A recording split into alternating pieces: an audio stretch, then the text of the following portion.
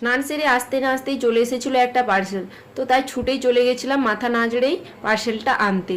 তো এই পার্সেলটা এসেছে কিন্তু আমার বাবার বাড়ি থেকে, আর সামনেই পুজো, এই পুজোর মধ্যেই চলে এসেছে একটা পার্সেল। তো এর মধ্যে কী রয়েছে কিন্তু আমিও এক্সাইটেড, আর তোমরাও দেখতে থাকো এর মধ্যে কী রয়েছে। তো চলো এখন বক্সটা খুলে দেখি এর মধ্যে কী রয়েছে।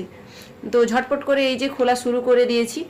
আর এত স্যালোটিপ দিয়ে আটকেছে, সত্যি বলতে খোলার সময় প্রচণ্ড পরিমাণে কিন্তু টাইম লাগছে খোলার জন্য।